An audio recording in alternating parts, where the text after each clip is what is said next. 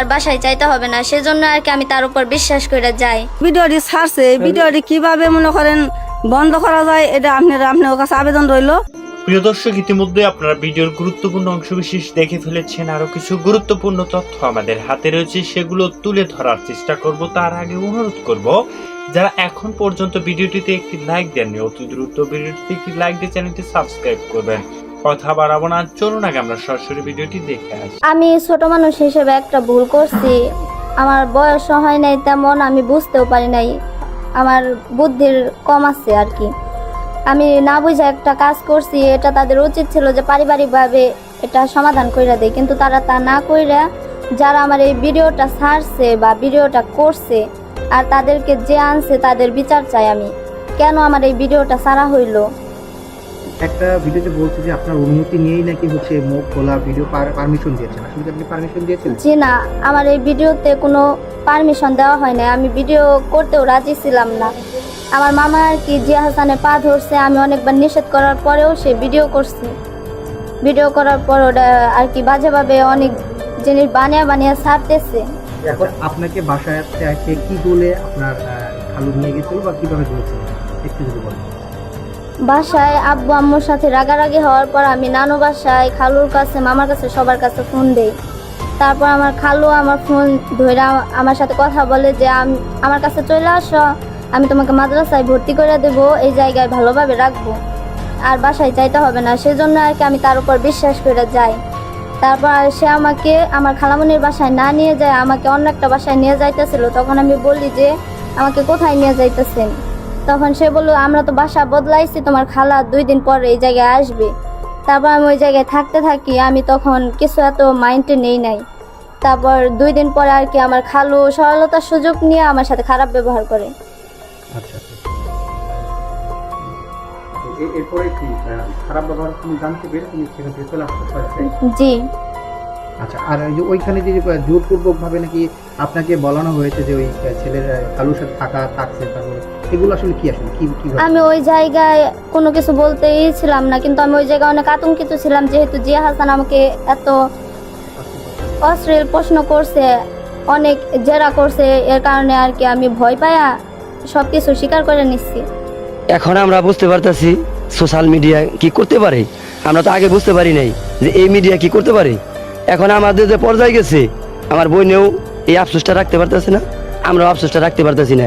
তো আপনারা অনেকেই সোশ্যাল মিডিয়াতে যে ঘটনাটা দেখছেন, এই যে ঘটনাটা, এটা আসলে যে সাংবাদিকটা এই ঘটনাটা ঘটাইছে, সে শুধু ভাইরাল হওয়ার নেশায়, কিছু ভিউ দিয়ে কিছু পয়সা কামানোর নেশায় এই ভিডিওটা করছে। আরো অনেক মানুষ আছে যারা এই ভিডিওটা ছাড়ছে আর কি, তাদের আমি বিচার চাই আইনত ভাবে।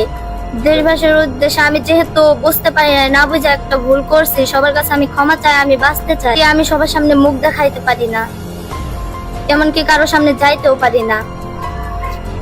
আমি না বুঝে একটা কাজ করছি, এটা তাদের উচিত ছিল যে পারিবারিকভাবে এটা সমাধান করে দেয়, কিন্তু তারা তা না কইরা যারা আমার এই ভিডিওটা ছাড়ছে বা ভিডিওটা করছে আর তাদেরকে যে আনছে তাদের বিচার চাই আমি।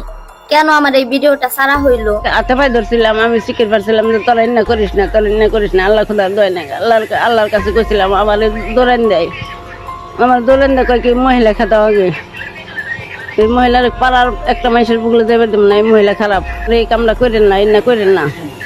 হাতে পায়ে ধরতেছে, এখন কয় কি তুইও ষড়যন্ত্র আসত, এই না কই আমার পোলার ডর দেখাইছে। পাড়ার ব্যাক মাসে করে মনে করে আমার পোলার মধ্যে খাড়া করায়, হ্যাঁ না তারা ভিডিও করে নেই। আমার পোলার যে কইছে জিবলা টান দিয়ে আদাত কেটে লাইব, আমার পোলায় ডরে আর কিছু কয়নি। তারও গায়ে আমার কইছে যে আপনারা 15 বছরের বাচ্চা, আপনার মেয়ের জামাই নিছে, আপনার মেয়ের জামাই আপনি শাসন করে আপনি তারে এই করে দেন গা। তাই পোলার কইছি যে গাদা ওই রাত্রে ওর ফোন দান আইনে, তারপর তুই মনে কর কর শাসন করে দেওয়ার যেন জীবন না করে, আর মুসুর কালে কি লেকে জানি ভবিষ্যৎ আর কোনো ক্ষতি না করে। ওর বাপ মায়েরও আনছি, ছেলের বাপ মায়েরও আনছি আইনে, বাদে মনে করো আমরা বিচার সালের চুপ করে হারুম, হেলাম গা হারবার দেন করেন না ভাই, যা হয়েছে ভাই যথেষ্ট, যাতে যা হয়েছে ভাই, কারণ সবারই মা বোন আছে। এই কাজটা তিনি বলছে তার গার্জেন পক্ষ যারা, মেয়ের গার্জেন পক্ষ যারা, হেরা করতে কইতেছে তুই কেরা, তুই এই কথা বলস কেন? হ্যাঁ, তারপরে উনি ওই ফুটেজ গুণা করছে যে ও আমার মেয়ের মতো, ওর আমি ছোটকাল থেকে লালন পালন করে মানুষ করছি, ও মনে করেন ও আমার স্বামীর আব্বা কয়, ও আমারে মা কয়। এখন আমরা বুঝতে পারতেছি সোশ্যাল মিডিয়া কি করতে পারে। আমরা তো আগে বুঝতে পারি নাই যে এই মিডিয়া কি করতে পারে। এখন আমাদের যে পর্যায়ে গেছে, আমার বোনেও এই আফসোসটা রাখতে পারতেছে না, আমরাও আফসোসটা রাখতে পারতেছি না। এখন আমার যে ভাগ্নির যে উপায়, আমরা কিভাবে এটা সংশোধন করতে পারতেছি না। আর আত্মহত্যার যে হয়ে গেছে গা, ও তো এই কিভাবে কি এটা সমাধান করব কোন আমরা সঠিক সিদ্ধান্ত পাইতেছি না।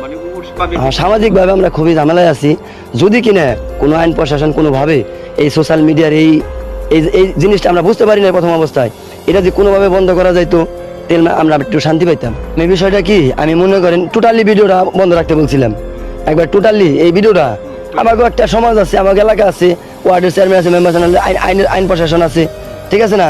এই সমস্ত ব্যবস্থা নেও। কারণ মিডিয়া করলে তো মনে করেন ও বাচ্চা বললাম, ও তো বুঝতে আছে না, ও অবুঝভাবে একটা কাজ করছে, তাহলে অবুঝভাবে কাজ করে। হ্যাঁ, ওর জীবন ওর একটা সুযোগ দেওয়া উচিত না? আমার যে বোন, মেয়ের যে গার্জেন, ওরা মনে করেন ওই জিনিসটা মানে নেই, নামেই না। আমি নিষেধ করছি, যারা এই ভিডিও করছে তাদের আমি পায়েও ধরছি, ডাইরেক্ট পায়ে ধরছি। রাস্তাঘাটে চলতে পারি না, রাস্তাঘাটে চললে পরে বলে যে মেয়ের বাপ, কারণ হলো বুড়া নাই জোয়ান নাই, তারা ফোন দিতেছে। আমি তো আর বাজারে মনে করেন যে কাঁচা বাজার আর বিক্রি করতে যাই না, কারণ হলো মেয়ের লাইফ। কেবল মনে করেন যে 12 বছর মেয়ে, আপনার চেহারা দেখলে তো বুঝতে পারেন আপনারা। সবারই মান সম্মান ইজ্জত সবারই আছে। আমি মানুষ ছোট হোক বড় হোক সবারই তো ইজ্জত আছে। ইজ্জত আছে। আমরা কি মানুষ না? আমরাও তো মানুষ। আর নাবালিকা মেয়ের সাথে যেমন অশ্লীল সব ভাষায় যেমন হলো এই ভিডিওটি করছে, এই ভিডিওটির আমরা বিচার চাই। কেন ছাড়লো এটা প্রশাসনের কাছে আমি বিচার চাই। তাদেরকে ডাকিও নেই, আমি কোনো অনুমতি দেই নাই। মাদ্রাসায় থেকে মনে করেন বের করে দিছে। আপনারা সবাই মিলে আমার মেয়ের লাইফটা একবার মনে করেন, আমার এলাকার মানুষ আমার মেয়ের লাইফটা নষ্ট করে দিচ্ছে। কিন্তু সবাই বলতে পারতো যে এই শিশু বাচ্চার এই ভিডিওটা তোমরা করো না। তো আপনারা অনেকেই সোশ্যাল মিডিয়াতে যে ঘটনাটা দেখছেন, এই যে ঘটনাটা, এটা আসলে যে সাংবাদিকটা এই ঘটনাটা ঘটাইছে, সে শুধু ভাইরাল হওয়ার নেশায়, কিছু ভিউ দিয়ে কিছু পয়সা কামানোর নেশায় এই ভিডিওটা করছে। সে কোনো সাংবাদিক না, আমি যতটুকু জানি সে একজন কন্টেন্ট ক্রিয়েটর। তো এই যে আমাদের এলাকার যে ইজ্জতটা সে নষ্ট করলো, আমাদের এই বাচ্চা বয়স 15 বছর বয়স, তার যে ভবিষ্যৎটা নষ্ট করলো, এই জন্য আমি প্রশাসনের দৃষ্টি আকর্ষণ করতেছি। এবং তার এই নিউজগুলো প্রচার করার তার এখতিয়ার আছে কিনা সেটা আমি প্রশাসনের দৃষ্টি আকর্ষণ করতেছি, সেটা যেন তারা যাচাই করে দেখে।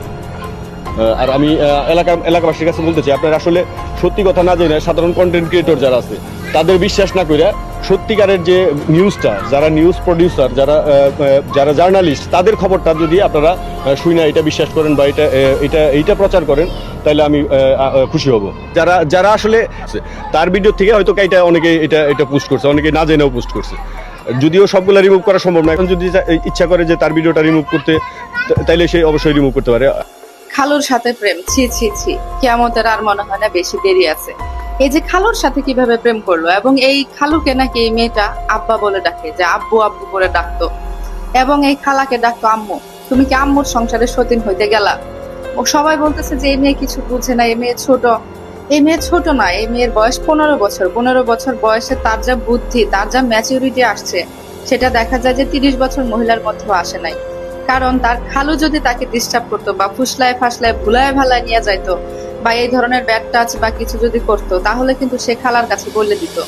সে কিন্তু খালার কাছে কিছুই বলে নাই, একটু শব্দ করে নাই। খালাকে ফাঁকি দিয়ে খালার কাছ থেকে লুকিয়ে সে খালারই সংসার ভাঙার জন্য উঠে পড়ে লাগছে। সে খালাকে বাদ দিয়ে ঢাকা চলে গেছে এই লোকটার বউ সাইজা। চিন্তা করেন, খালুর বউ সাইজা। খালু নাকফুল কিনে দিছে, চুড়ি কিনে দিছে, সেই চুড়ি নাকফুল কিনে দিয়ে ঢাকা নিয়ে গেছে বন্ধুর বাসায় বউ পরিচয় দিয়ে। এবং এই মেয়ে গেছে, 2 দিন থাকছে, 2 রাত কাটাইছে স্ব ইচ্ছায়। এখানে শুধু খালুর দুষ্ট হতেই পারে না, এত ছোট না মেয়ে, বুঝছেন? মেয়ে পর্দা করে। পর্দা করা মানুষের এগুলো কোনো কাজ? আপনারা শুধু বলেন, শুধু এক পক্ষকে দোষ দিয়ে তো লাভ নাই। হ্যাঁ, খালু তো অবশ্যই দোষী, এবং খালুর স্বভাবে নাকি এরকম। খালু অনেক আগে থেকে নাকি এগুলোই করে। তার ওয়াইফ বললো যে হ্যাঁ, আমার স্বামীর এরকম স্বভাব আছে। কিন্তু এই মেয়েটা কিভাবে এরকম করলো? তারপরে ওখান থেকে চলে আসার পর একদম হপ হয়ে আছে, হপ, মুখ দিয়ে কোনো কথাবার্তা বের হয় না। তার এক কথা, আমি খালুর কাছেই সংসার করব, আমি খালুর সাথে সংসার করতে চাই, খালুকে ছাড়া আমি বাঁচবো না। মানে খালুর সাথে কিভাবে শুরু করলো, কি বলছিল, আই লাভ ইউ খালু, আমি আপনাকে ভালোবাসি, এইভাবে কি শুরু করছে, জানি না কিভাবে শুরু করছে। এটা নাজুবিল্লাহ বাপের সাথে থাকার সমতুল্য ঘটনা ঘটাইছে মেয়েটা।